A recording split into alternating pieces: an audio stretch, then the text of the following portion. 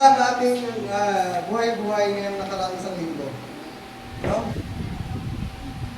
Alam natin na araw-araw kailangan natin ipaglaban ang ating pananampalataya. At ang title natin ngayong hapon na ito ay Ang Diyos ay Pag-ibig. So dito yung nasa Sunday school kayo, pero alam yung kanto na Ang Diyos ay Pag-ibig. Diyos ay Pag-ibig. Alam niyo yung kanta niyan? Diba?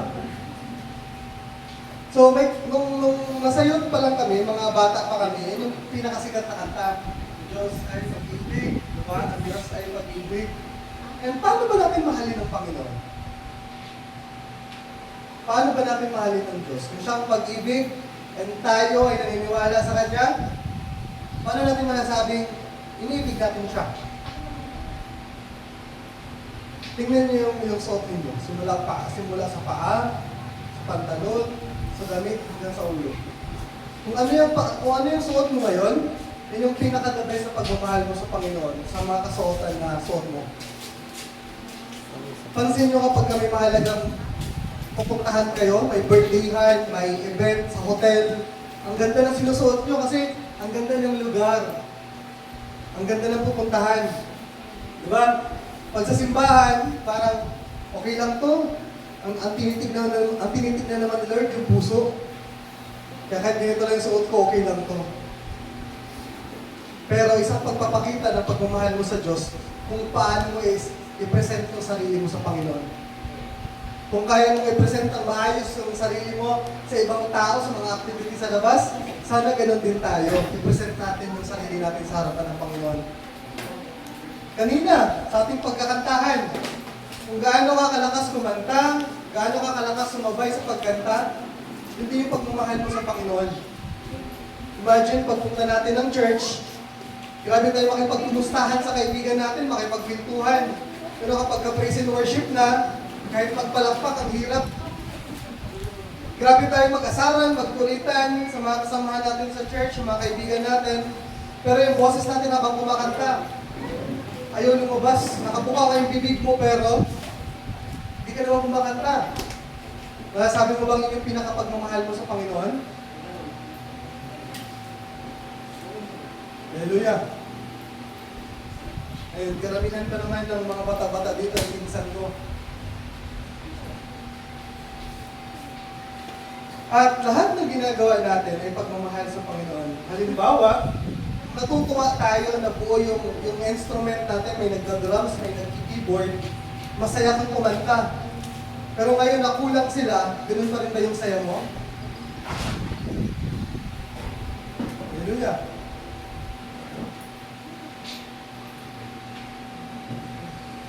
Ang pagmamahal natin sa Panginoon ay pagpapakita ng lagi natin ginagawa sa Kanya.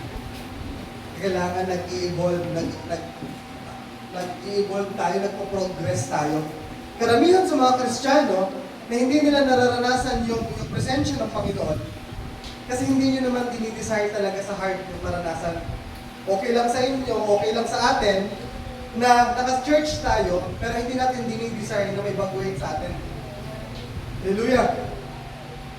Kumbaga, pakiramdam natin ay every time na ginagawa mo itong bagay na ito, lumalawak, lumalaki, lumalalim ang pagmamahal mo sa Panginoon. Pero, sa mga puntong yun, ayaw mong lumalim ka kaagad na i-desire sa heart mo na Lord, maranasan kita.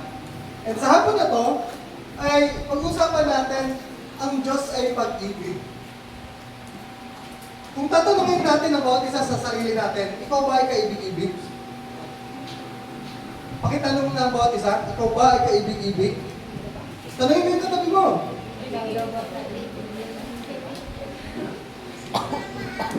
Ikaw ba ay kaibig-ibig? Ano sagot nila? Tinanong nila talaga, pero hindi nyo naman yung sagot. Karamihan sa atin, kapag tinanong tayo kung kaibig-ibig ba itong taong ito, may preference tayo. Pero hindi natin nakikita yung sarili natin hindi kaibig-ibig. Hallelujah! Pag tinanong tayo, kaibig-ibig ka ba? Oo naman. Pero yung tao na yun, ano yung nakikita sa inyo? Sabi dito, ang Diyos ay pag-ibig. And matatagpuan ang ating verse sa 1 1, 4, 7, verse 21. Sabi dito, mga minamahal, mag-ibigan tayo sapagkat mula sa Diyos ang pag-ibig. Ang bawat umiibig ay anak ng Diyos at kumikilala sa Diyos. So hindi mo lang umiibig, hindi mo lang ginagawa lahat ng bagay na yan kasi gusto mo. Kumbaga, pag-ibig yan na Diyos ang nilagay sa'yo. Hallelujah! And sabi sa 8, ang hindi umiibig ay hindi kumikilala sa Diyos sapagkat ang Diyos ay pag-ibig. So lahat ba tayo umiibig? Hallelujah! Lahat ba tayo umiibig? Wala namang hindi umiibig. Anong klaseng pag-ibig yung meron tayo ngayon? Ha? Yung tanong na yan ay nakahang lang po na dyan sa inyo. So, sapagkat ang Diyos ay pag-ibig. So, ang Diyos ay pag-ibig, kaya tayo dapat mismo nakikitaan ng gano'n. Sabi sa 9, inihayag ng Diyos ang kanyang pag-ibig sa atin nang isinugo niya sa mundo ang kanyang kaisa-isang anak upang magkaroon tayo ng buhay sa pamamagitan niya. So kung tinatanong natin kung Lord, mahal mo ba ako? Lord, iniibig mo ba ako?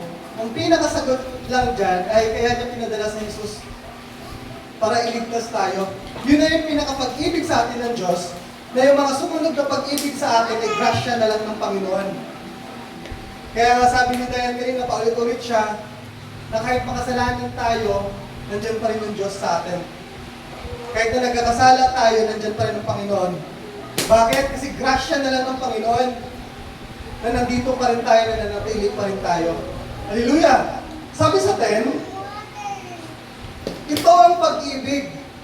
Hindi sa inibig natin ng Diyos, kundi tayo ang inibig niya at isinugo niya ang kanyang anak upang maging handog para mapatawad ang ating mga kasalanan. So, maliwanag dito, no, na yung design ng pag-ibig, lahat tayo ay may definition ng love. Pag tinanong kayo, ano yung definition niyo ng love? Bawa, kung ako tatanungin niyo, ang definition ko ng love ay si Pastora. Iba sa inyo, ang definition ng love ay sacrifice. Ang definition ng love ay forgiveness. Pero, ito yung tunay na pag-ibig na disenyo. O kumbaga, ito yung pinakakahulugan. Hindi sa inibig natin ng Diyos, kundi, ang pag-ibig talaga ay minahal ka ng Panginoon.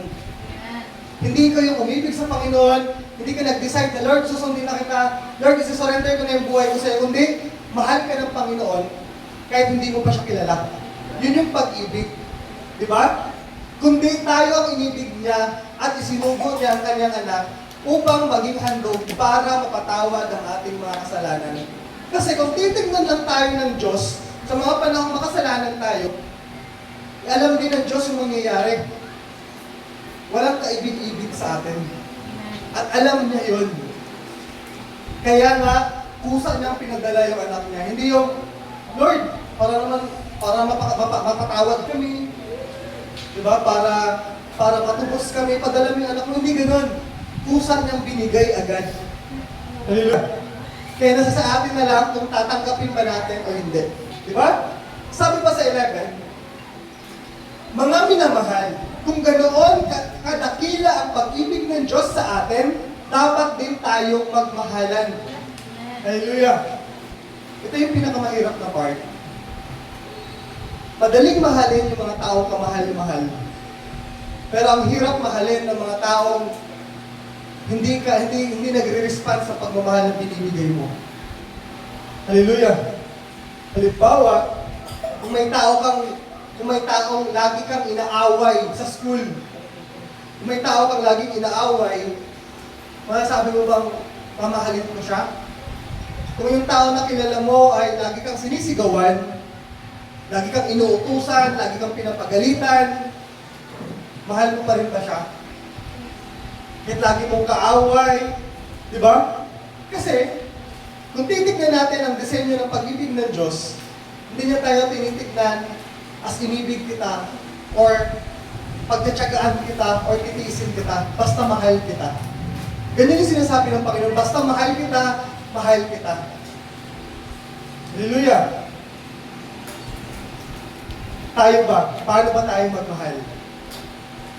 Pag nagmamahal ba tayo kapag maayos ang pakikitungo sa atin? Mahal ba natin kapag binibigyan tayo? Mahal ba natin kapag iniintindi tayo? Hallelujah! Ibig sabihin mo, as mga Christian, mahal natin yung mga taong nasa paligid natin kasi mahal tayo ng Diyos. Hindi tayo mamimili ng tao. Imagine nyo, sino dito yung minsan ay nagtampo sa magulang? Amen. Nagalit ka, nagtampo ka, nainis ka, sino? Lahat tayo. Minsan sa buhay natin, nagtampo, nainis tayo sa magulang natin. Pero, at the end of the day, kanino tayo umuwi? Sa mga magulang natin. Lahat ng batang nagtampo sa magulang nila, kahit nagalit sila, uuwi pa rin sa mga magulang nila. Bakit? Kasi alam nila na wala silang kakayanan sa sarili nilang mag-survive. Kaya pupunta pa rin sila, babalik pa rin sila sa magulang nila. At the same time, ganun yung gusto kong ipalalahanin sa atin ng Panginoon ngayong hapon. Na anak, mahal kita. Mahal kita. At the same time, sana ganun yung pinapakita mo sa ibang tao. Mahal kita, ibig sabihin nun, inaayos natin yung ating mga sarili. Tinatalikuran natin yung mga hindi magagandang gawa. Pinuputol natin, iniiwasan natin kasi mahal natin ang Diyos. Nagiging maayos ang relasyon natin sa ating mga kapatid, sa ating partner, sa ating mga magulang, sa ating mga kaibigan, schoolmate o strangers dyan. Kasi mahal natin yung Panginoon. Kumbaga, ginagawa natin lahat ng mga bagay na yun na maging maayos ang relasyon natin sa kanila kasi mahal natin yung Diyos. Kasi kung mahal natin ang Diyos, ngunit tinitignan natin yung sarili natin na, Lord, kawawa naman ako dito. Lord, parang hindi ko naman nakikitaan na deserve niya to o worthy siya dito. Makikita mo yung sarili mo na parang pakiramdam mo na ang taas-taas mo na kamahal-mahal ka talaga. Pero pinapaalalahanan tayo ng Panginoon na lahat tayo hindi ka mahal-mahal. Kaya gusto niyo maging halimbawa yung pagmamahal niya sa atin. Sabi sa 12, kailan may wala pang taong nakakakita sa Diyos? Pastor, nung nagbuhay si Jesus, hindi ba nila nakita? Ang tinutukoy dito yung Diyos Ama. Ha? Kailan may wala pang taong nakakakita sa Diyos, bakit kaya? Bakit kaya? Dahil napakabanal ng Diyos Ama. Walang makalapit sa Kanya kasi makasalanan tayo. Kaya nga dumating si Jesus para mamagitan sa Diyos Ama. Naintindihan ba natin? Ngunit kung tayo'y nagmamahalan, na sa atin ang Diyos at nagiging ganap sa atin ang Kanyang pag-ibig. Pero, sabi dito, kahit hindi pa natin nakikita ang Diyos Ama, pwede natin posibleng makita. Paano? Paano? Sabi diyan? Na sa atin ang Diyos at nagiging ganap sa atin ang Kanyang pag-ibig. Kapag minamahal mo yung taong mga hindi ka mahal-mahal, pinapakita mo yung pag-ibig ng Diyos. Malinaw ba? Yes, physically, hindi natin nakita ang Diyos. Pero, kapag ginawa natin na mahalin yung mga taong pakiramdam natin, may kasalanan sa atin, nasaktan tayo, pinapakita natin na ganito yung ginawa ng Diyos sa atin. Hallelujah! At lahat ng bagay na ginagawa natin, na may pagmamahal sa Diyos, ginagawa natin yung best natin. Yung best nating makinig sa preaching, yung pinaka-best natin kumanta, magpalakpak sa praise and worship, yung pinaka-best natin na oras pagpunta sa church, yung pinaka-best natin suot pagpunta ng church, yung pinaka-best na heart natin, ginagawa natin yung kasi mahal natin ng Diyos. Kahit na napakaganda ng preaching natin every Sunday, napakaganda ng praise and worship natin every Sunday, lahat almost perfect. Pero ikaw sa sarili mo, hindi mo hinahayaang mahalin mo ng buong puso ang Diyos. At hindi mo nakikita na yung mga bagay na to ay magiging paraan, magiging daan upang mas makilala mo siya sayang yung isang linggong darating. Sayang yung araw-araw na dapat lumalago tayo sa Panginoon. Hallelujah. Sabi sa 13, nalalaman natin na nanatili tayo sa Diyos at siya naman sa atin sapagkat pinagkalooban na tayo ng kanyang Espiritu. So alam na alam natin na may mga banal na Espiritu na tayo sa atin at alam natin na nanatili tayo sa Diyos. Napapansin niyo ba na kapag lumalalim yung pagmamahal niyo sa Diyos, yung conviction, yung empathy niyo sa bawat isa, yung concern niyo sa bawat isa ay ang bilis? Pansin niyo kapag nagmamatigas tayo, pansin nyo kapag ayaw nyo gawin kaagad yung tama, parang nabibigatan kayo. Pero pagka pinapamuhay mo yung pagmamahal ng Diyos, yung katulad ng Diyos sa buhay mo, ang bilis kumausap ng tao, ang bilis mag-response sa calling ni Lord, ang bilis mong magbigay ng oras mo kay Lord. Hallelujah! And sa 14, ang sabi dito, nakita namin at pinapatutuhanan sinundo ng Ama ang kanyang anak upang iligtas ang sanlibutan. Sinasabi ni Kinuwan na nung buhay si Jesus ay nakausap, nakita nila. Kaya tayo dapat maniwala na pinadala talaga ng Diyos ang mga anak. Hallelujah! Sabi sa 15, ang nagpapahayag na si Jesus, ang anak ng Diyos, ay nananatili sa Diyos at ang Diyos naman ay nananatili sa Kanya. So, tayo lahat naman ay isang paniniwala na ang Diyos Ama ang pinadala si Jesucristo at pag naniwala na napalataya tayo kay Jesucristo, siya yung daan ng ating kaligtasan. Yun yung naniniwala natin. Baka kasi malito tayo kapag tinanong tayo, paano yung sabi kayo yung ligtas? Ano yung sasagot mo? Paano nyo nasabi na tunay yung Diyos ninyo? Paano yung sasagutin yung mga ganung tanong? Isa lang, pinadala ng Diyos ang kanyang anak na si Jesucristo upang ang sinampalataya, magtiwala sa Kanya, tanggapin siya bilang Diyos na tagapagligtas at Panginoon, yung magiging daan ng kaligtasan natin. Bakit kaya karamihan po ngayon ay naniniwala sila sa Diyos pero hindi kay Jesucristo. Naniniwala sila kay Jesucristo pero may tao pang isinugo si Jesucristo na paniniwalaan mo na nila. Pero hindi. Tandaan natin na si Jesucristo ang daan, ang tagapamagitan natin sa Ama. At wala na pong ibang tao dapat tawagin. Dapat pinala ng kundi si Jesucristo lang. Sana malinaw sa atin na one time tanungin tayo, bakit yung sinasabi yung paniniwala niyo yung totoo? Bakit yung sinasabi yung Diyos niyo yung totoo? Baka mamaya pati yung simpleng tanong na yun, hindi natin kaya i-depensa yung Diyos natin, ha? Hallelujah! Malinaw ba? So, sabi sa 16, nalalaman natin tayo iniibig ng Diyos at lubos tayong nananalig sa katotohanan ito, ang Diyos ay pag-ibig. Ang nagpapatuloy sa pag-ibig ay nananatili sa Diyos at ang Diyos ay nananatili naman sa kanila. Hallelujah! Kapag daw tayo ay may pag-ibig sa bawat isa, nagpapatuloy ang pag-ibig ay nananatili sa Diyos. Ibig sabihin, halimbawa kung may taong nanakit sa'yo, naka-offend sa'yo, nasaktan ka, pero pinatawad mo lang siya kahit hindi na siya humingi ng tawad sa'yo, ibig sabihin nananahan sa'yo ang Diyos. Kapag magkaaway ang mag-asawa, tapos walang kibuan, tapos bigla na lang silang nag-usap na parang walang nangyari, ibig sabihin, mas mahal nila ang Diyos. Kapag pinagsabihan kayo ni pastor, dinisiplina kayo, sinabihan kayo, nakinig kayo, hindi kayo nagtampo, hindi kayo nagalit, ang nilagay nyo ay, alam ko makakatulong sa akin to, kaya pinagsabihan ako ni pastor.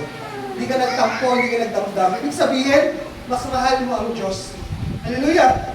Lahat ng nangyayari sa atin na dinadamdam natin, lahat ng nangyayari sa atin na na-offend tayo, isa lang ibig sabihin, mas mahal mo yung sarili mo kumpara sa Diyos. Kapag ka, as Kristiyano, no, kapag ka nagtampo ka, nagalit ka, sumama yung loob mo, pero ayon sa katotohanan ng Diyos yung sinasabi, mas mahal mo yung sarili mo kaysa mas mahal mo yung Diyos. Kapag ka nagkaroon tayo ng rason, sus, siya nga, Bakit siya ganito? Bakit siya ganyan? Sus, maniwala ka dyan. Mas alam niyo pa yung buhay ko kaysa sa kanya. Sabihin, mas mahal mo yung sarili mo kaysa doon pakinggan ko ano yung sinasabi ng Panginoon sa buhay mo.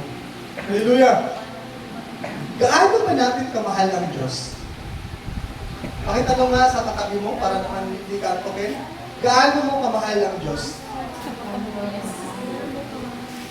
Gaano mo kamahal ang Diyos? Sabi dito, sa huling part, ang nagpapatuloy sa pag-ibig ay nananatili sa Diyos. Ang ganda, no? Pansin nyo, ang nagpapatuloy daw sa pag-ibig. Ibig sabihin, halimbawa, as a church, naranasan na natin na marami tayo. Di ba? Naranasan na natin na puno tayo. Kailangan pa natin mag-rent ng chairs para may maupuan yung iba. And naranasan natin only tayo. Nagbago ba yung excitement mo? Nagbago ba yung joy mo sa church? Kasi yung iba mong mga kaibigan dati, wala na. Yung iba mong kaibigan ngayon, wala na. Nagbago ba? Kung nananatili yung pagmamahal natin sa Diyos, sa simbahang ito, marami man tayo, onti tayo, masaya tayo, excited tayo. Na kapag nag-praise and worship tayo, kahit onti tayo, or limited lang yung dami natin, masaya ka, buong galak ka. Masaya kang nagpupuri sa Panginoon, masaya kang umaawit, pumapalakpak ka. Hallelujah! Alam natin na kapag mas marami, mas masaya. Alam natin kapag mas nakaka-excite kung mas marami kang katuwang, mas marami kang kasama.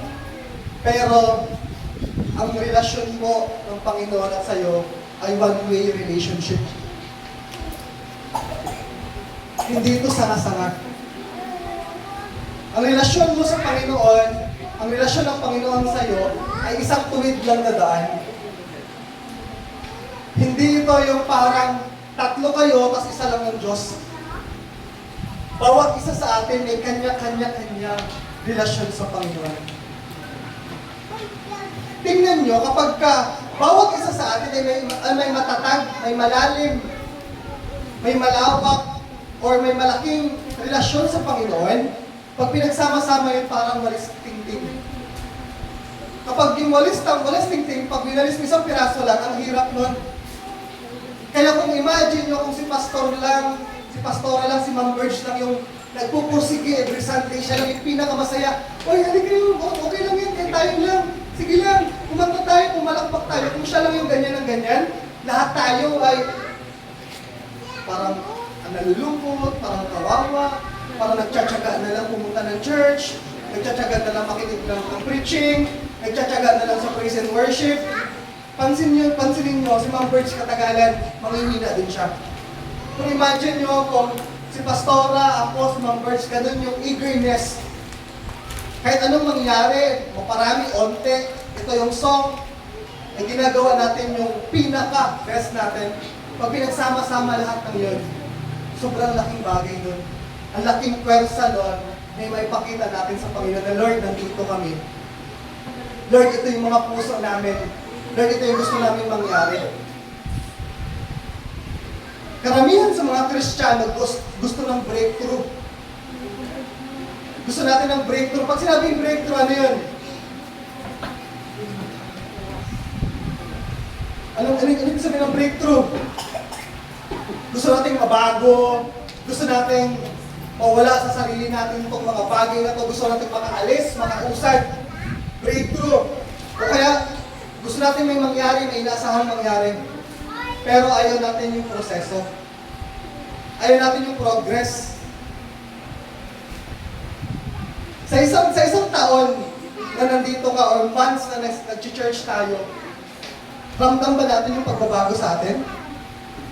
Ramdam ba natin yung pagbabago ng Diyos sa atin? Or lulubog lilitaw ka lang, para ka lang alon, lulubog, tangay-tangay lang, di ba? Sino dito nakakaalam ng Loli Island?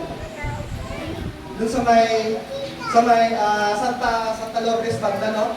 Ang tawag dyan, lugar na yan? Playa ba? Honda Bay. So yung lulubog lilitaw, kapag mataas yung dagat, ano siya? Lulubog siya. Kapag mababa yung dagat, lilitaw siya. So, kung gaano natin kamahal yung Diyos, dapat consistent tayo sa ginagawa natin para sa Diyos. Hallelujah! Imagine nyo, kung yung magulang ninyo, o yung mga mahal nyo sa buhay, minsan pinapakain kayo, minsan hindi. Imagine nyo, may araw na pinapakain kayo, may araw na ayaw kayong pakainin, may araw na bibigyan kayo ng baon, may araw na hindi, may araw na kakausapin kayo, may araw na hindi. Tingin nyo ba, mararamdaman nyo bang mahal na mahal kayo? Hindi. Paano nyo mararamdaman mahal na mahal nyo isang tao or mahal na mahal kayo? Araw-araw may nakikita kayong ginagawa. Nag-e-effort, nagbibigay ng oras, nagbibigay ng panahon. Di ba? And sabi sa 17, ang pag-ibig ay nagiging ganap sa atin, kaya panatag ang ating kalooban para sa araw ng paghuhukom. Hallelujah! Sa araw ng paghuhukom, alam natin kung ano yung stand natin, kung anong pag-ibig yung ginawa natin, ano yung nangyari sa atin, ano yung ginawa natin sa mundo nito. Hallelujah! Sabi dito, sapagkat tayo'y tulad ni Kristo, kahit nasa daigdig pang ito. So, bakit ba kailangan natin yung pag-aralan, Pastor? Bakit kailangan natin talakayin, siyasatin, hukayin yung pag-ibig yan? Bakit? Simple lang. Sabi dito, yung una, pansin nyo, ang pag-ibig. Napapansin nyo? Ang pag-ibig. Sa dulo naman, sapagkat tayo'y tulad ni Kristo. Ibig sabihin, dapat yung pag-ibig natin, tulad ni Kristo, kahit nasa daigdig pang ito. Pinapaalalahanan tayo na itong mundong ito ay hindi kaibig-ibig. Kahit ikaw mismo. Kahit ako mismo sa sarili ko. Pero, kailangan nating umibig ng tulad ni Kristo kahit nasa daigdig pang ito. Ibig sabihin, sa dito pa lang sa mundong ito, alam niyo ba na yung ginagawa niyo dito sa mundong ito, hindi yung gagawin niyo sa langit? Nalalagay niyo ba yung sarili niyo kung ano yung ginagawa niyo dito, ganun din yung gagawin niyo sa langit? Ha? Pakitanong nga yung sarili niyo, alam mo ba na yung ginagawa mo dito sa lupa ay gagawin mo rin sa langit?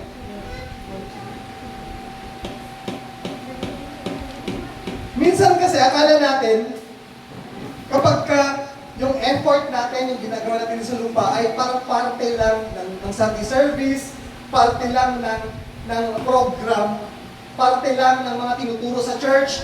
Ito kasi yung sinabi ni Pastor, ito kasi. Alam mo ba na yung ginagawa natin dito sa lupa, yun din yung gagawin natin sa langit? Ibig sabihin, preparation natin. Sino dito yung mga nagpa-practice or may gagawin kayong comical skit, dance performance, or may sasayuin kayo, may kakantahin kayo? Bakit tayo nagpa-practice? Para makabisado yung kanta, yung sayaw, yung gagawin. Sa school natin, lahat naman tayo nag-aaral, may mga drama, di ba? Ano ba sasabihin, ikaw yung nanay. Tapos, ikaw Dayan, yung ate. Diba? Ikaw Samantha, yung bunsong kapatid. Tapos pinapractice niyo yung gagawin yung kung ano yung sasabihin mo, kung ano yung kay Thailand ka papasok, anong gagawin mo. Bakit tayo nagpa-practice? Para kapag gagawin na natin, alam natin, di ba? Alam natin yung gagawin. Ganun din tayo dito sa lupa, papunta sa langit. Hindi namin sinasabing, kanta-kanta tayo, taas natin mga kamay, kumanta tayo ng mula sa puso. Bakit? Kasi ganun din yung gagawin mo sa langit. Baka akala mo parang simpleng kanta-kanta lang yan. Simpleng pagsunod lang yan sa preaching ni Pastor.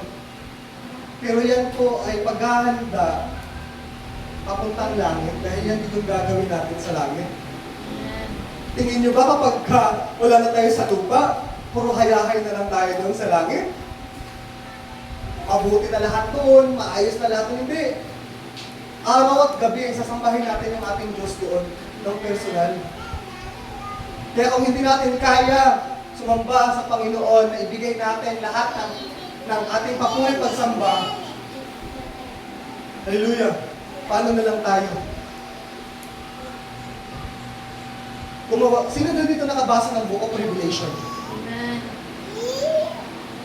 Laging sinasabi dun, araw at gabi, pinupuri nila ang Panginoon, ang Diyos na nakaupo sa trono. May mga anghel, yung halimaw na nakaupo, yung apat na yon, lahat pinupuri nila ang Diyos. Tapos tayo, chill lang, tayo lang. Di ba tayo nahiya sa ganung paraan? Pastor, grabe ka naman magsalita.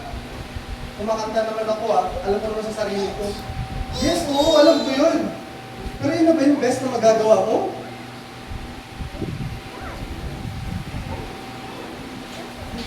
Nung nagbaragatan nga, grabe sumigaw doon, di ba? Diba? Pag-concert ka ng iba, grabe mag-hiyaw-hiyaw, di ba? Grabe mag-My Day. Lahat ng friend ko sa Facebook na nandun, grabe yung My Day, happy. Pero kapag ka sa church na, parang walang ganap, di ba? Parang walang nakaka-proud. Wala bang nakaka-proud?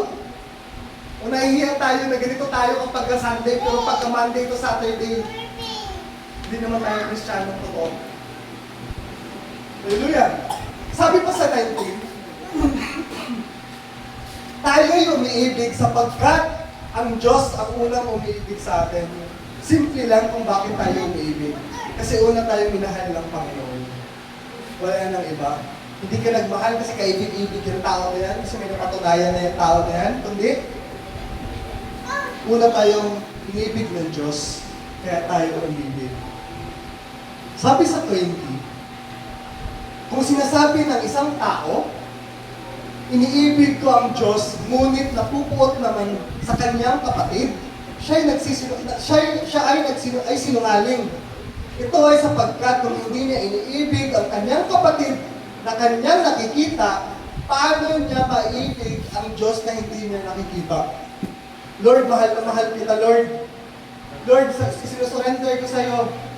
Pagka kinalabit, may pera ka ba dyan? Meron kang muna saglit. Lord, maliban dito, Lord. Kaya ko lahat, Lord, maliban lang dito. Di ba? Ang sarap kayo magmahal sa Panginoon. Naalala ko, nung mga weeks na kapos talaga kami ni Pastora. At dumating sa punto na nag-usap kami na, Mami, hindi na natin kayang paaralin si Judah sa therapy niya.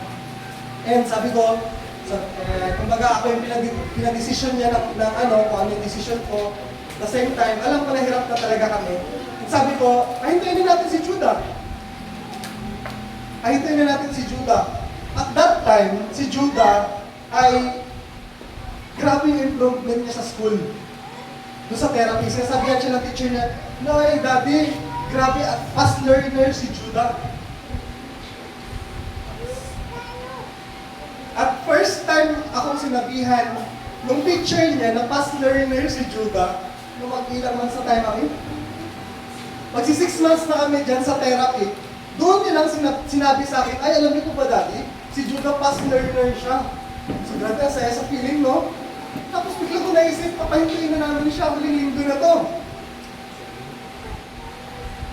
Grabe naman yung timing ni Lord, no? Saktong-sakto. Kung kailan linggo na namin magpapaaral si Judah, doon na naman namin makikita yung progress niya. And sabi ko, nagdadalawang isip ulit ako. Pero sabi ko, Lord, papahirapan ba namin yung sarili natin? Kung alam namin na ito yung plano mo, ito yung kalooban mo sa anak namin. Kung pagkalooban mo, Lord, na pahintuin namin siya, kahit kami ay gusto namin, ay manipagtitiwala kami na may gagawin ka sa buhay ni Judah. Lahat ng tao sa paligid natin ay hindi kaibig-ibig. Yung pangyayari, yung sitwasyon, ang tanong, handa ka bang ibigin sila dahil iniibig mo ang Diyos? Sabi dito, kapag daw ang isang tao ay iniibig ang Diyos, ngunit napupuot naman siya sa kanyang kapatid, nagsisinungaling siya. Ano yung sabihin na napupuot? Galit, malalang galit, malalang inis, malalang tampo, di ba? So sabi sa 21, saglit na tayo, no? Bilis lang. Ito ang utos na ibinigay niya sa atin. Ang sinumang umiibig sa Diyos ay dapat din naman umiibig sa kanyang kapatid. So, walang ibang paraan upang maipakita natin yung pag-ibig natin sa Diyos, kundi sa pag-ibig natin sa bawat isa sa atin. Hallelujah! Kung paano mo mahalin yung classmate mo, yung ka-churchmate mo, kung paano mo palalahanan yan, kung paano mo ikumustahin yan, kung paano mo sundin yung utos ng magulang mo, utos ng tito, tita, lolo't lola mo, kung paano yung relasyon mo sa kapatid mo, kung paano yung relasyon mo sa mga kaibigan mo, yan yung magpapakita ng pagmamahal natin sa Diyos. Walang ibang paraan ng pagpapakita ng pagmamahal natin sa Diyos, kundi, sabi nga kanina, yung Diyos na hindi natin nakikita, kaya natin mahalin, pero yung mga taong sa harapan natin, hindi natin kayang mahalin. Diba? Kung baga, mga totoong tao na kasama natin, na ang Diyos hindi pa natin nakikita, kaya natin mahalin ng Diyos. Yung pa kaya yung mga tao sa paligid natin, na nakikita natin. Kung baga, ilagay natin sa perspective na ang Diyos ay pag-ibig, kaya dapat automatic nagmamahal tayo. Hindi natin pinag-iisipan, hindi natin pinagdududahan, hindi tayo nagdadalawang isip na mag-care ba ako sa tao na to? Kailangan ko ba siyang patawarin? Kailangan ko ba siyang kausapin? Kailangan ko ba siyang kumustahin? Hindi na. Kumbaga, ay pusa nang lalabas sa atin. Para mas maintindihan natin, mas himay-himayin natin. Pastor, ang daming voice nun, ang hirap na matandaan nun. Diba? So mag-focus tayo lahat dito. Love.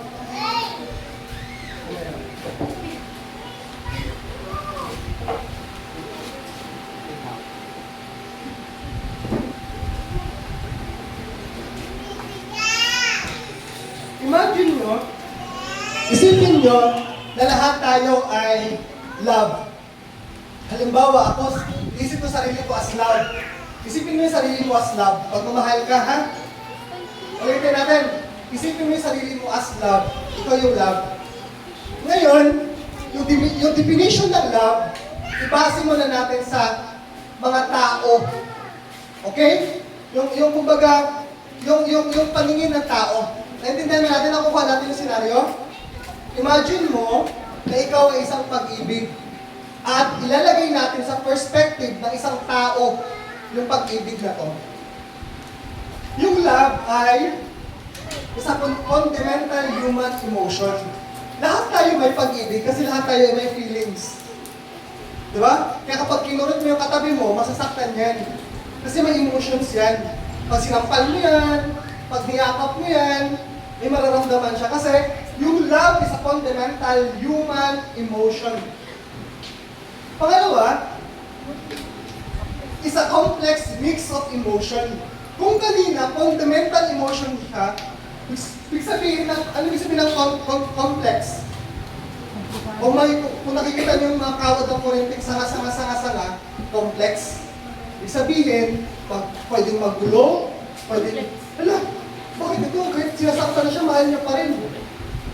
Bakit ito? Kahit pinapaiyak ko siya, mahal niya pa rin. Bakit ito? Hindi niya kayang mahalin kahit nag-e-effort na sa kanya. Nagbibigay na kung ano, complex. Kaya minsan hindi mo maintindihan, di ba?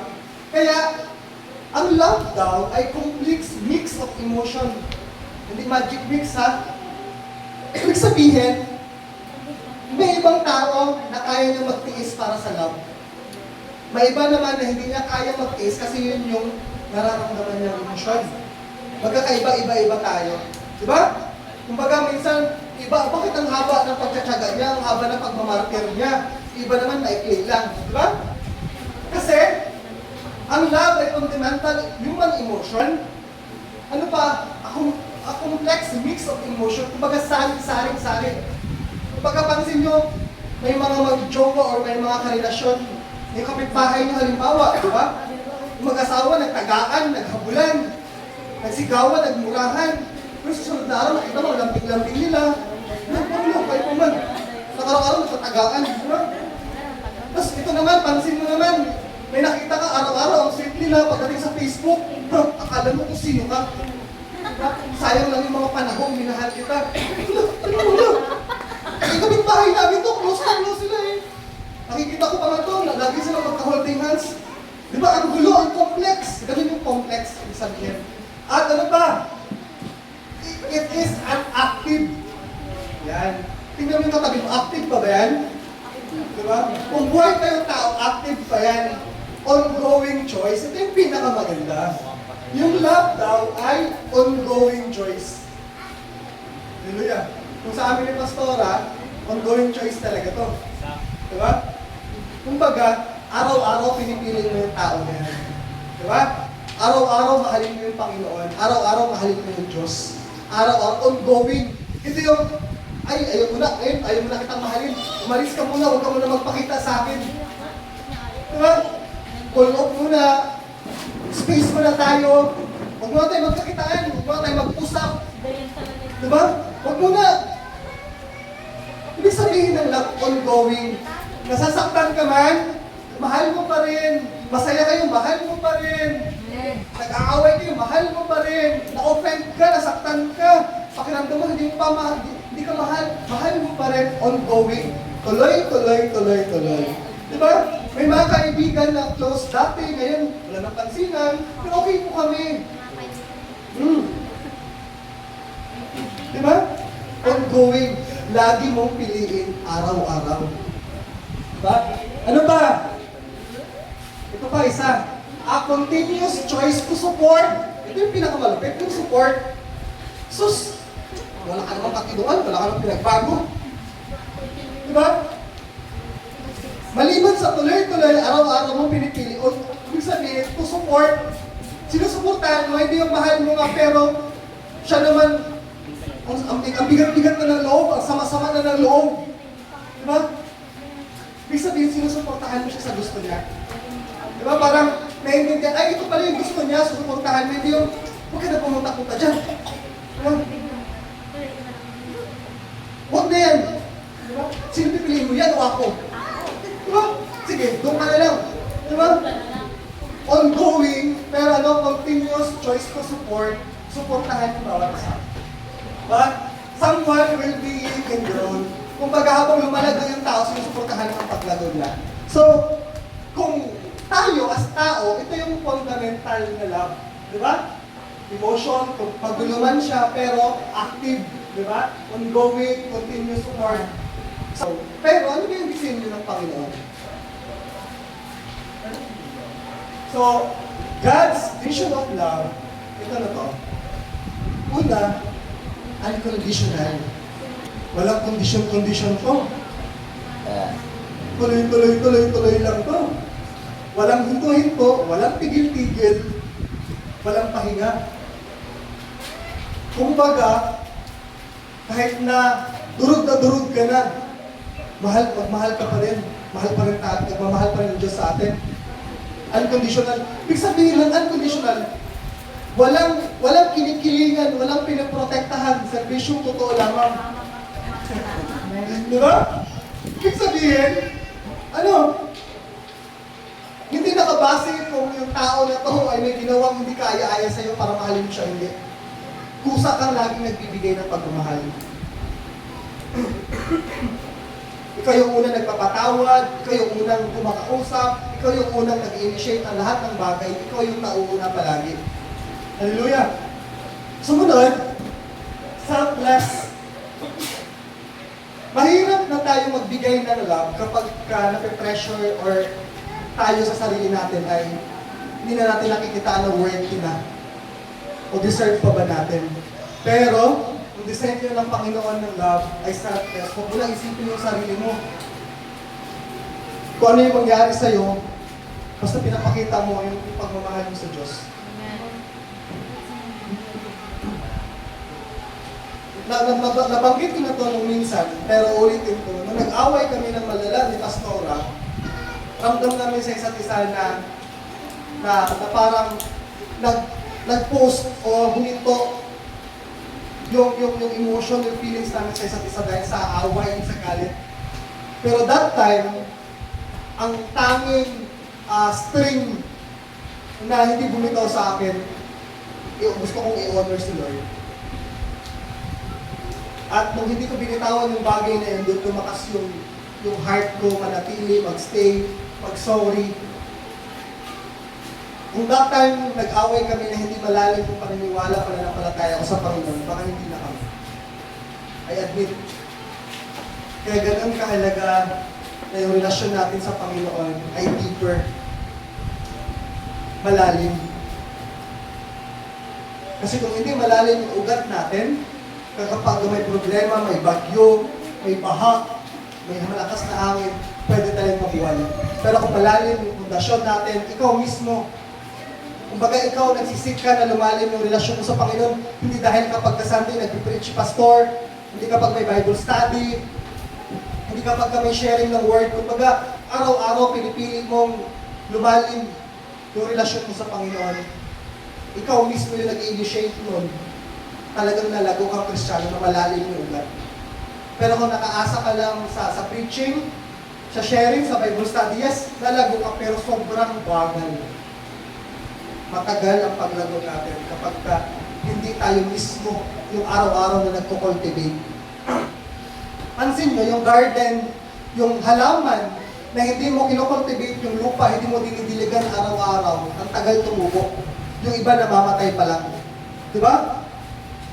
Kaya ganun kahalaga na kinocultivate natin yung faith natin araw-araw. Hallelujah! Hindi ko kayang kausapin kayo araw-araw at mag-preach sa inyo. Hindi ko kayang paalalahanin kayo araw-araw na magbasa kayo, hanapin ang presensya ng Panginoon dito yung gawin. Hindi ko kaya yun araw-araw. Choice nyo yun. Ikaw yung may hawak nun. Kaya kung ano yung pananampalataya na meron ka, lumalago ka, mabagal mo yung paglago mo, hawak mo yun. Ikaw yung may dahilan kung bakit mabagal, mabilis yung paglago mo sa Panginoon. Hindi mo pwedeng sabihin na, Pastor, yung preaching nyo kasi ay hindi naman at-up sa akin. Yung preaching nyo kasi hindi ko naman naintindihan. Pero kung tayo, araw-araw, ginagawa natin yung part na yung lalago at lalago pa. Sabi pa, ang susunod pa ay sacrificial action. Kailan ka ulit nagsakripisyo para sa pagmamahal? Kapag ka may binato ba dyan, anong gagawin mo? Harangan mo ba para ikaw'y matamaan? Ang gagawin mo, itutulak mo siya. Ibig sabihin no, sacrificial love, sacrificial action. Ibig sabihin, ang sabi nga, faith without action is dead. Di ba? Ang sabi, faith without action ay patay daw. Ang pananampalataya na walang gawa ay patay. Ang pagmamahal na walang gawa ay patay. Noong unang mga pagsasama namin ni Pastora, alam naman niya, mahal ko siya. Pero hindi niya nakikita sa words and affection and actions ko. Kaya doon kami nagtatalo palagi. Pero, kailangan nating i-action yung pagmamahal natin. Kailangan natin ipakita. And, ito na yung pinakamaganda sa part. What is love? So, kumbaga kanina, may iba-iba tayong kahulugan, pero ngayon iisa na lang yung kahulugan natin. What is love? Simple lang. What is love? Sa 1 John 4, verse 10, hindi sa pinag-aralan nating verse, ano ibig sabihin ng what? Ano? Ano ang pag-ibig? Ito ang pag-ibig. Hindi sa inibig natin ng Diyos, kundi tayo ang inibig niya at isinugo niya ang kanyang anak upang maging handog para mapatawad ang ating mga kasalanan. Ang love ay pagmamahal sa atin ng Diyos. Endless. Mahal ka ng Diyos, yun yung pagmamahal. Diba? And, ano pa? Kung nag-aaral kayo, ito yung mga W question nung high school tayo. Diba? Who to love? Sino kayong dapat mahalin? Sino? Ito ang utos na binigay na ibinigay sa atin ni Kristo. Ang umiibig sa Diyos ay dapat ding umiibig sa kanyang mga kapatid. Ibig sabihin, yes, madaling mahalin ang Diyos kapag ka na-encounter mo siya sa buhay mo. Pag in-apply mo yung love na yun sa ibang tao, sa mga tao sa paligid mo, paano mo sundin yung mga tao na to, paano pakisamahan yung kaibigan mo, paano, doon tayo nagkakaroon ng medyo adjustment. Pero pinapaalalahanan tayo na sino dapat ibigin? Lahat ng taong nakikita ninyo. Lahat ng taong lalapit sa inyo, hihingin yung tulong ninyo, hihingin yung tulong ninyo, anumang part, aspetong tulong na physical, financial, spiritual, verbal, lahat ng yon kailangan ng tulungan. Bilang pagmamahal. Sila yung kailangan nating mahalin. Hindi yung ating sarili. Diba? Ano ba? Where to love? Saan to magmahal? Saan to tayo magmamahal?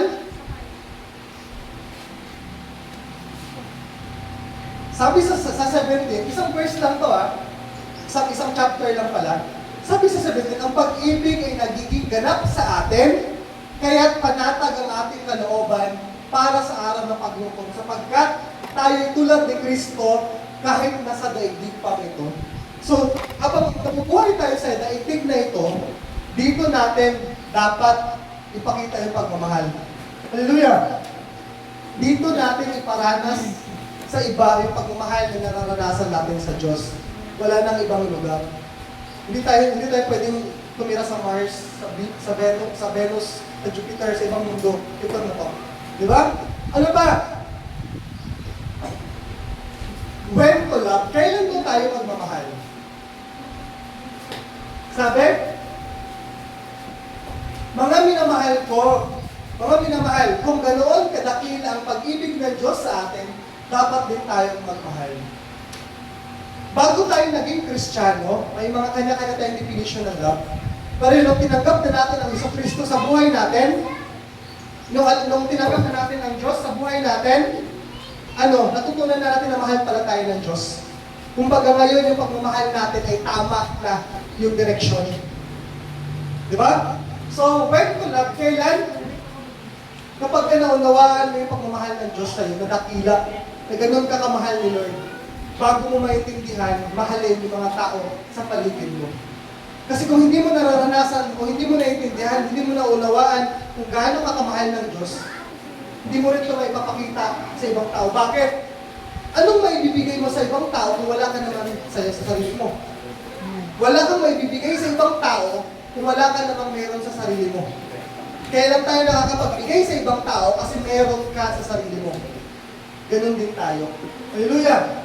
And, why to love? Bakit pa natin kailangan magmahal? Bakit natin kailangan to? Sabi sa 19, tayo'y umiibig sapagkat ang Diyos ang unang umibig sa atin. Simple lang. Kasi unang nagmahal yung Diyos, kaya kailangan natin magmahal. Hallelujah! Walang ibang dahilan. Ito lang ang rason. Minahal ka ng Diyos, kaya kailangan din natin iparanas sa iba.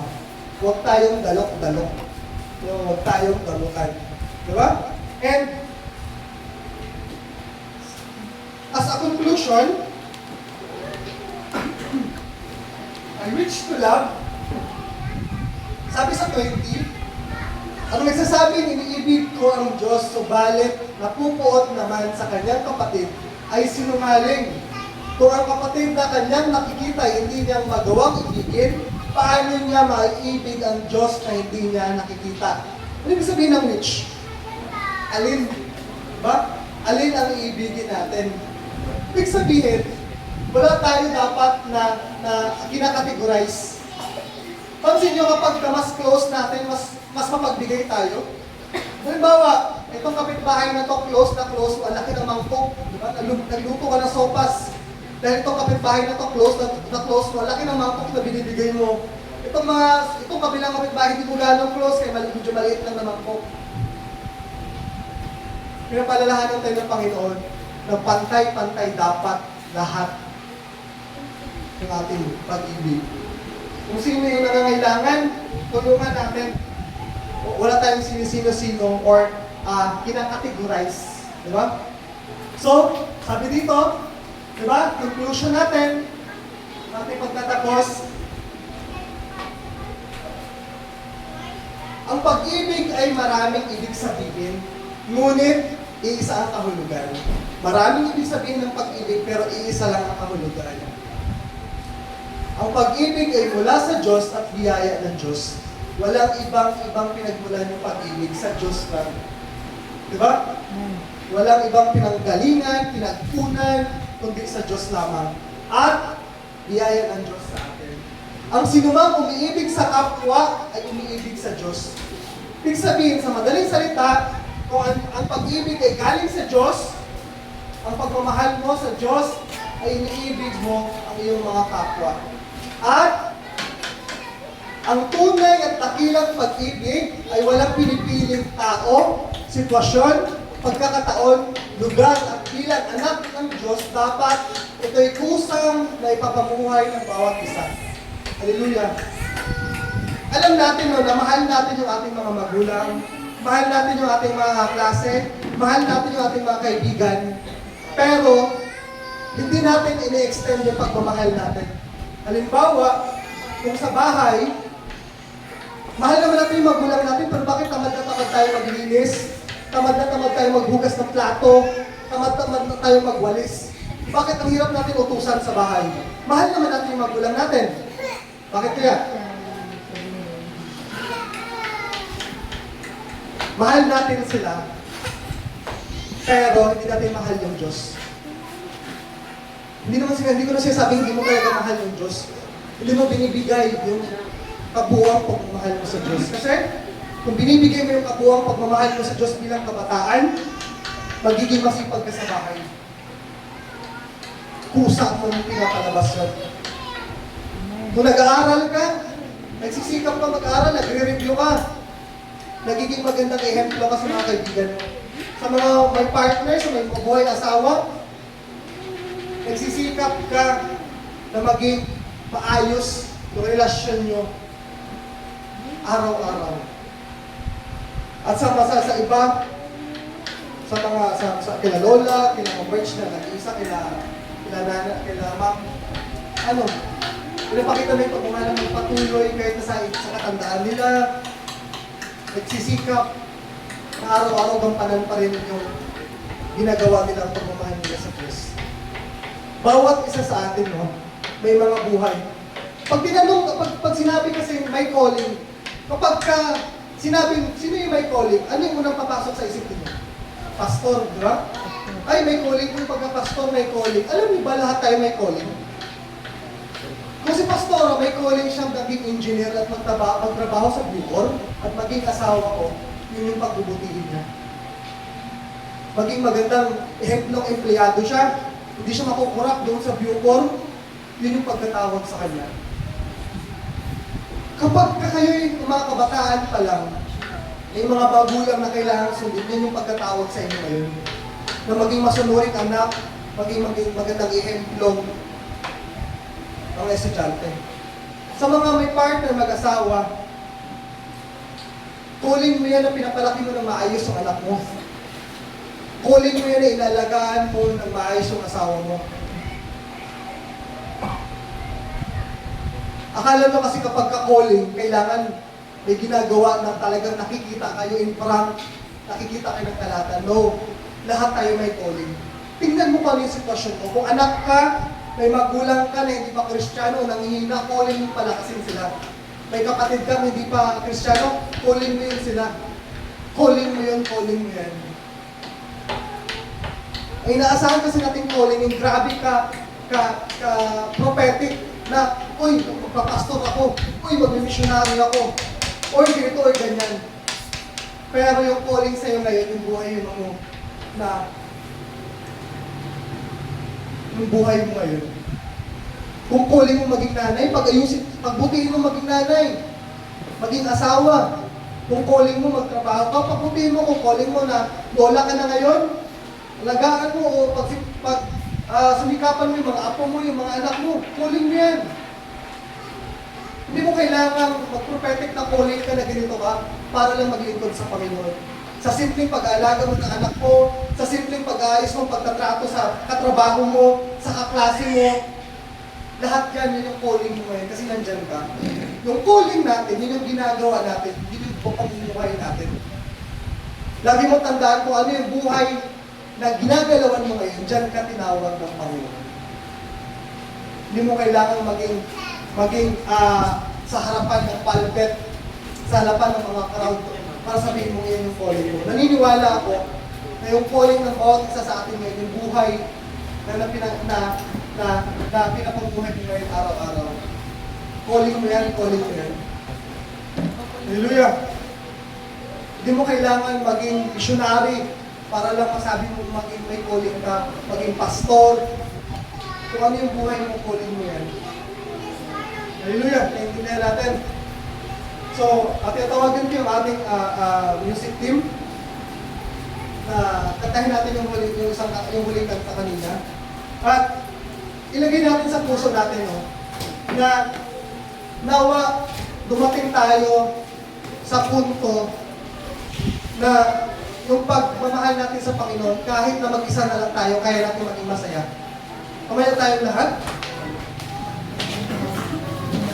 Nawa na naiintindihan natin na yung kaligtasan natin, yung pagmamahal natin sa Diyos, na kahit mag-isa tayo, onti tayo, or saan ka man, kaya mo magpuri sa Panginoon. Hallelujah! Kumbaga, hindi tayo nakatingin, hindi nakabase, hindi nakadepende yung ating pagmamahal sa Diyos, sa mga tao sa paligid natin. Nawa, na yung pagmamahal natin sa Diyos, na siya yung pag-ibig, ay kaya natin mag-stand kahit na wala ka nakikita ng ibang tao. Kaya mo manatili na mahalin ng Diyos kahit walang nakakakita sa'yo. Hallelujah.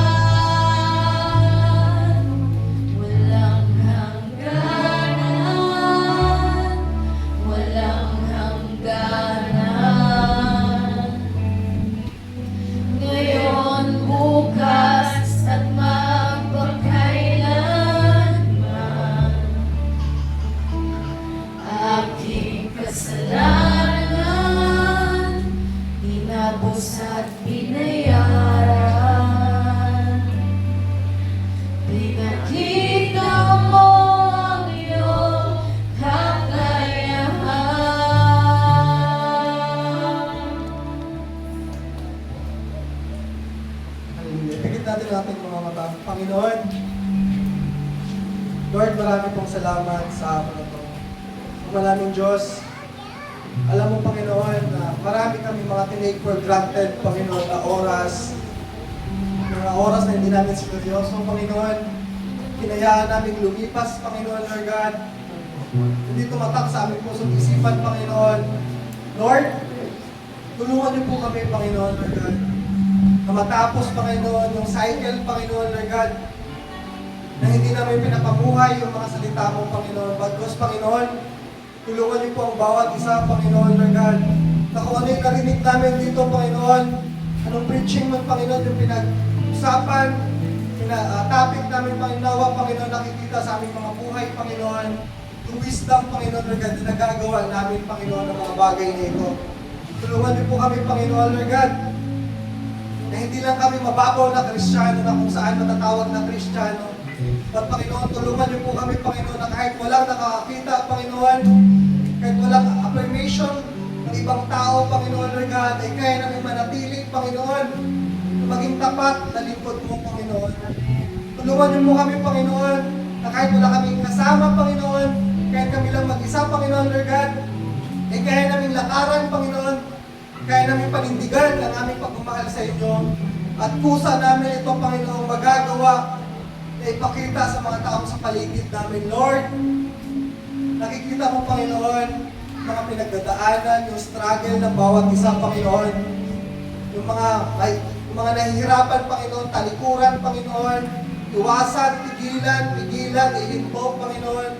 At yung iba sa amin, Panginoon, ay may mga laman ng kanilang mga puso, Panginoon. May mga desire, Panginoon, Lord God.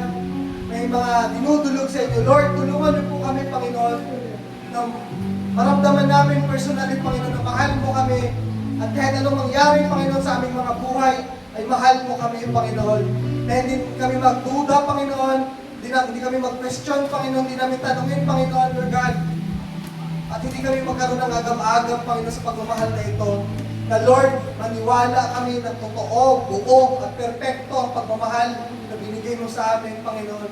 At maging matatag kami, Kristiyano, maging malakas kami, Kristiyano, Panginoon. Tulungan niyo po kami, Panginoon, na kami magiging mga Kristiyano na hindi umaasa sa pagpapala, Panginoon. Na hindi nakatingin, Panginoon, sa mga material na bagay. Bagkus, Panginoon, kami, Panginoon, yung mga mananampalatayang sa hirap, Panginoon, at ginhawa, Panginoon, ay nagpapatuloy sa iyo na hindi sumusuko, hindi humihinto, hindi nagpapahinga, hindi tumitigil, Panginoon. But Lord, tuloy namin piliin, Panginoon, na maniwala at manampalataya sa inyo, Panginoon. Lord, alam mo, Panginoon, yung mga pinagdadaanan namin, financially, Panginoon, spiritually, Panginoon, physically, Panginoon, emotionally, Panginoon, yung mga aspeto na yan, Panginoon, kitang-kita mo, Panginoon, lantad na lantad sa inyong harapan kung ano yung mga bagay, Panginoon, ano yung mga sitwasyon, Panginoon, ano yung mga pagkakataon, Panginoon, Lord God, na mahina at nangihina kami, Panginoon. Tulungan niyo po kami, Panginoon, na sa lahat ng aspeto ng aming buhay ay kami matatag at malakas na Kristiyano, Panginoon, Lord God. Lord, sabi sa iyong mga salita, Panginoon, na ikaw ang pag-ibig, Panginoon. Tulungan niyo po kami, Panginoon, Lord God, na yung pag-ibig na pinadama mo sa amin ay kaya namin ibahagi sa aming mga kapatid, kapamilya, magulang, kamag-anak, Panginoon, kaibigan, kaklase, strangers, Panginoon, Lord God. Tulungan niyo po ang bawat isa, Panginoon, Lord God, na maipakita namin, Panginoon, sa linggong darating, Panginoon, yung aming pagmamahal sa iyo sa pamamagitan ng pagtulong, pag-asikaso, pag-encourage, pagpapalakas ng aming mga kapatiran, Panginoon, Lord God, na ikaw ang maluwalhati sa buhay nila. Tulungan niyo po kami, Panginoon, ilagay niyo kami sa sitwasyon, Panginoon, na mapapractice namin yung pagmamahal na ito, Panginoon. Tulungan niyo po kami, Panginoon, na lumago kami, Panginoon, dahil na-experience namin, Panginoon, ang iyong kapangyarihan, Panginoon, Lord God. Tulungan niyo po kami, Panginoon, na hindi kami lalago base sa aming emosyon, base sa aming mga mga knowledge, Panginoon, bagkos, Panginoon, lalago kami Kristiyano, base sa aming wisdom, Panginoon, na pinapamuhay namin itong mga to, Lord. Tulungan niyo po kami na walang bata, walang matanda, Panginoon. Tulungan niyo po kami, Panginoon, na simula sa pinakabata hanggang sa pinakamatanda, simbahan ito, Panginoon, ay gamitin mo, Panginoon, sa iyong ministeryo, Panginoon, Lord God. Tulungan niyo po, Panginoon, ang mga batang ito, Panginoon, Lord God, na seryosohin, Panginoon, ang ginagawa namin para sa inyo. Na Lord, magiging masigla sila, maging masaya sila, Panginoon, maging energetic sila, na gawin ang mga bagay na ito, Panginoon, Lord God, na kung ano yung energy nila sa mga makamundong gawa, Panginoon, naway ganun din sa mga spiritual na gawa, Panginoon, Lord God. Kaya, Panginoon, tulungan niyo po kami na mas maging masaya kami spiritually at hindi sa mga bagay na material dito sa mundong ito, Panginoon. Lord God, maraming salamat, Panginoon. Ilagay mo po sa aming mga puso't isipan ang mensahe ngayong hapon natin na hindi namin makalimutan at baon-baon namin, Panginoon, sa ilinggong darating, Panginoon. Lord God, pinabalik namin lahat ng papurit at salamat sa inyo. Lahat tayo magsabi ng Amen. Amen. Hallelujah. Ma'am, So, ayun. Magandang hapon. okay na ma'am? At ang karamihan